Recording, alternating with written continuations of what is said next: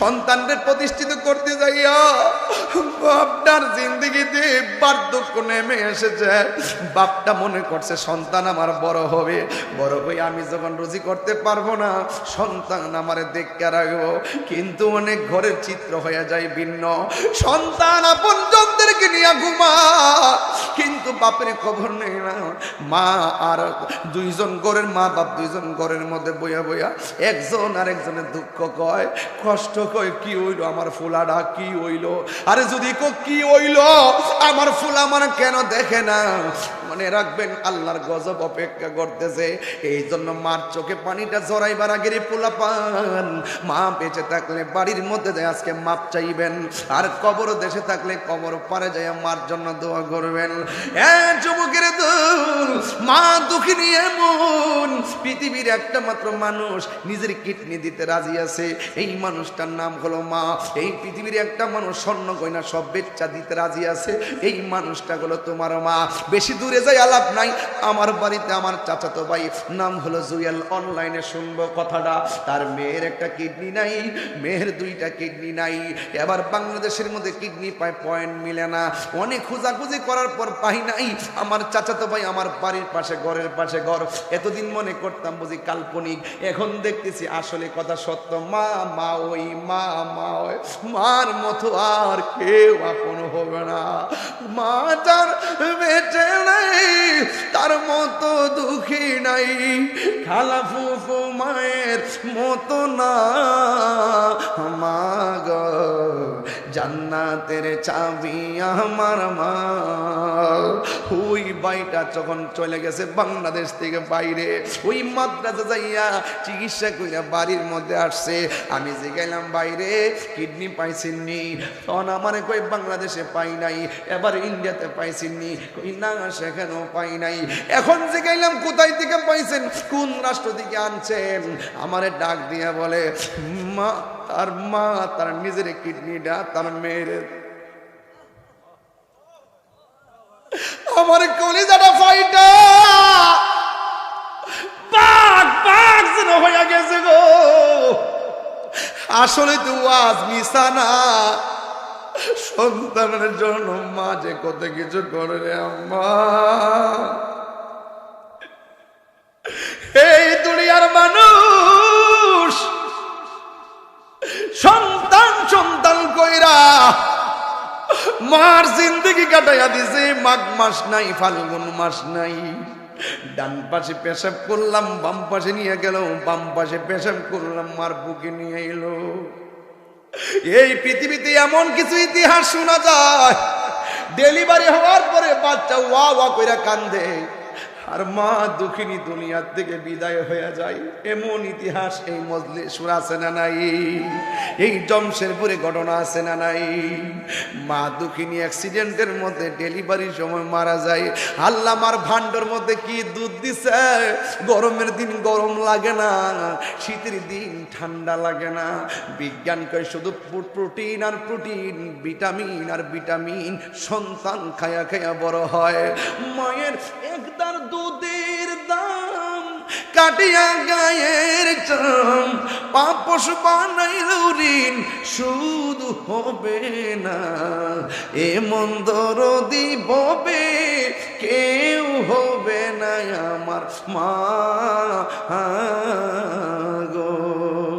এমন দরদি ববে কেউ হবে না আমার মা গো। যদি মা বেঁচে থাকে আজকে রাইতে যায় মার পায়ে দিরা মাপ চাইবেন। আর যদি মা মারা যায় মার কবরের পারে যাইয়া বলবেন আল্লাহ আমি আমার মার সেবা করা যেমন ছিল এমন সেবা করতে পারি নাই, আমি আমার মারে বড় কষ্ট দিছি। আমার মা আমার ছোটবেলায় যেমনি লালন পালন করছে, আমার আম্মারে তুমি এমন করে তুমি লালন পালন কইরো, আমার আম্মারে এমন করে তুমি মায়া কইরো। এইটার অর্থই হলো রাব্বির হামহুমা। কামা রব্বায়ানি সগীরা। ও আল্লাহ, আমার আম্মা আমার যেমনে লালন পালন করছে, আমার আম্মারও তুমি এমন করে মায়া কইরো। এই জন্য যুবকের দল পায়ের মধ্যে বলে দিয়ে যাই, আল্লাহ রাব্বুল আলামিন বলতেছেন, ইম্মা ইয়াবলুগান্না ইনদাকাল কিবারা আহাদুহুমা আও কিলাহুমা ফালা তাকুল লাহুমা উফফিন ওয়ালা তানহারহুমা। আল্লাহ বলে, পৃথিবীর মানুষ, তোমরা তোমাদের মা বাবাকে বৃদ্ধ হয়ে গেল, মা বাবার সঙ্গে খারাপ ব্যবহার করো না, এমন ভাবে ব্যবহার করো না মা উফ শব্দ করে উচ্চারণ করবে। যদি উফ শব্দটা উচ্চারণ করে, মনে রাখবা হিরো জিরো হয়ে যাইবা। আর জোরে কোন জিরো জিরো হয়ে যাবে। মার বদদুয়া লাগলে সন্তানের সব শেষ হইয়া যায়। কেন? কারণ মায়ের দুয়ার মাঝখানে কোনো পর্দা থাকে না, ডাইরেক্ট কবুল করে একজন। জবান খুলে বলেন তিনি কে? মার দুয়া এমন, মা ডাক দিয়া কই, ফুতরে ও ফুত, একটু জানালাটা বন্ধ করে দে। এবার পোলা গেছে জানালা বন্ধ, এক মনোযোগ দেন, পোলা গেছে জানালা বন্ধ করে দেওয়ার জন্য। এবার মা একটু ছেলেরে বলছে, বাবা জানালাটা বন্ধ করে দে। এবার পোলা যেই মাত্র জানালাটার কাছে গেল, মা তখন বাম কাত থেকে ডান কাতে একটু গুইরা গেছে। যেই মাত্র গুইরা গেছে, সন্তান মনে মনে ভাবতেছে, মারে যদি ডাক দিয়া বলি, আম্মা জানালা কোন পাটটা লাগাইতাম, মা বাম কাত থেকে ডান কাতে আইসা বলতে হবে এটা লাগা ওইটা লাগা, তাইলে মার আরামটা ভাঙবে। সন্তান মারে ডাক দেয় নাই। কিছুক্ষণ পর মার চোখের মধ্যে ঘুম এসে গেছে। এবার সন্তান ডাক দেয় নাই, এবার ঘুমের ঘরে ডাক না দিয়া দাঁড়াইয়া রয়েছে। এবার দাঁড়াইয়া থাকার পরে ইন্দিমিন টাইমে সারা রাতের বেলা একবার ডান পাশের দরজার পাটটা লাগায়, আর একবার বাম পাশের পাটটা লাগায়, আর একবার দুইটা লাগায়। এইগুলা করতে করতে সারাটা রাত কাটায় দেওয়ার পরে মসজিদের মধ্যে আজান হয়ে গেছে। যেই মাত্র ফজরের নামাজের আজান হয়েছে, মা দুঃখিনী ঘুম থেকে উঠেছে। ঘুম থেকে ওইটা দেখে তার সন্তান সন্ধ্যা বেলায় ওই যে বলছিল, বাবা রে জানালাটা লাগাইয়া দে, জানালাটা লাগাইতে যাইয়া সেখানে দাঁড়ায়া রইছে।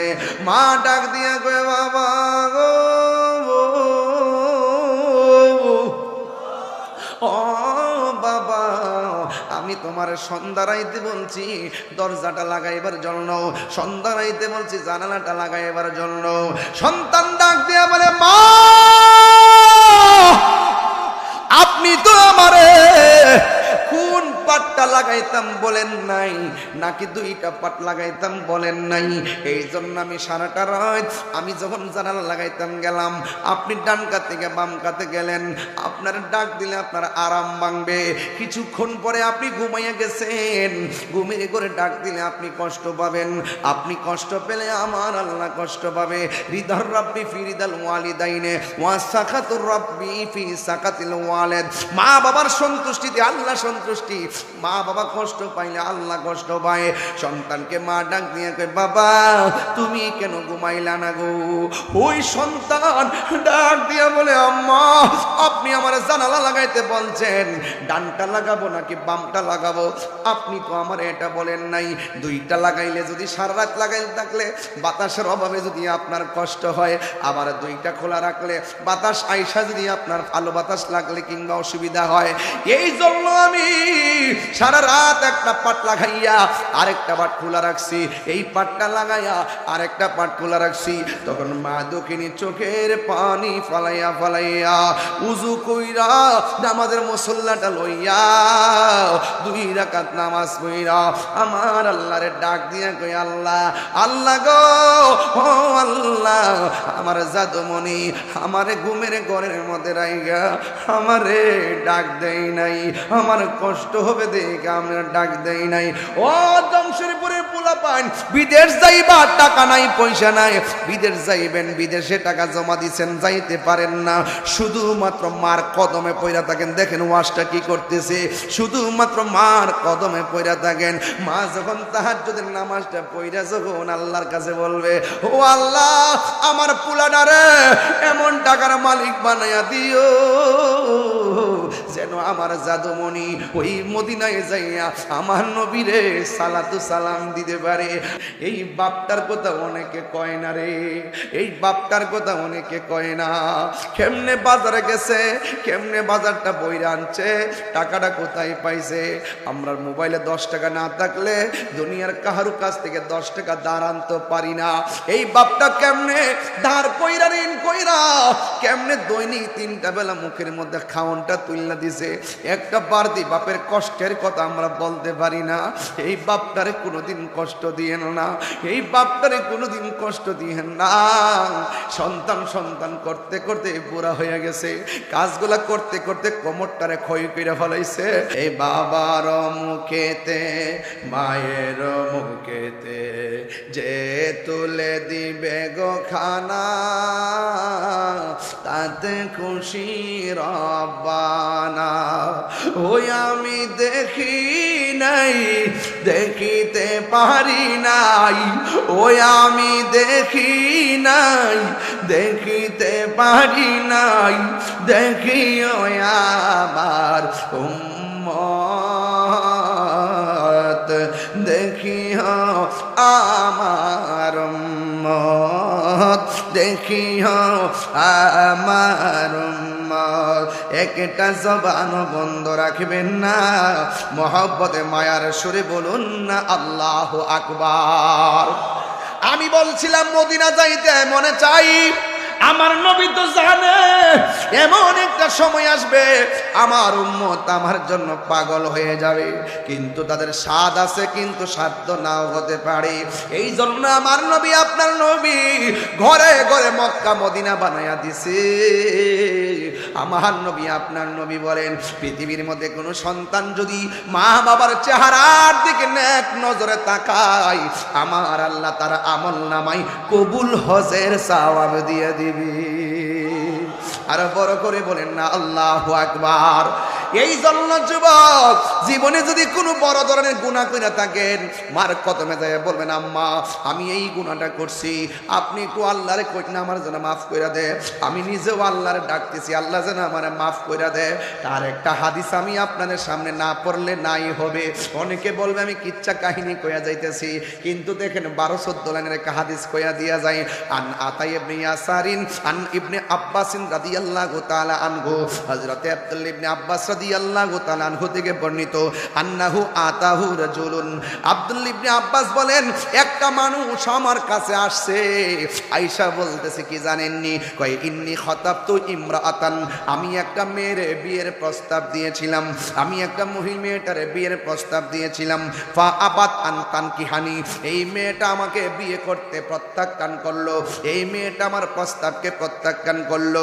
ওয়া খাতাবাহা গায়রি, একটু পরে আরেকটা ছেলে মেয়েটারে প্রস্তাব দিয়েছে। ফা আহাব্বাত কি ফা আহাব্বাত আন তানকিহাহু, এই মেয়েটার প্রস্তাবটা পছন্দ করলেন। শুধুমাত্র তাই নয়, ওই ছেলেটার সাথে মেয়েটার বিয়ে হয়ে গেল। ফাগিরতু আলাইহা ফাকাতালতুহা, আমি মেয়েটার প্রতি রাগান্বিত হয়ে গেলাম। আমি প্রস্তাব করছি বিয়ের জন্য, আমার প্রতি রাজি হইল না, আরেকটা ছেলে প্রস্তাব দিয়েছে, ওর প্রস্তাবে মেয়েটা রাজি হয়ে গেল। এই জন্য আমি এটা মাইনা নিতে পারি নাই, আমি রিয়েলিটি মানতে পারি নাই। এরপরে আমি কি করছি, ফাগিরতু আলাইহা ফাকাতালতুহা, আমি মেয়েটারে নিজের হাত দিয়া মাইরা ফেলাইছি। ও আমার জমশরীপুরের পোলাপান পায়ের মধ্যে হাত দিয়া বইলা যায়, জীবনে কোনোদিন মানুষ হত্যা করিও না। কেউ যদি কাউরে হত্যা করে সারাটা পৃথিবীরে যেন হত্যা করলো। তুচ্ছ ঘটনা কেন্দ্র কইরা 10 টাকা 20 টাকা লইয়া লইয়া খেলা নিয়ে নিয়ে মানুষ মানুষকে মাইরা ফেলায়, মারা যেন একটা ট্রেডিশনে পরিণত হয়ে গেছে। আপনি জানেন না আত্মহত্যাকারীর শাস্তি কেমন, আপনি জানেন না মানুষকে হত্যাকারীর শাস্তি কেমন।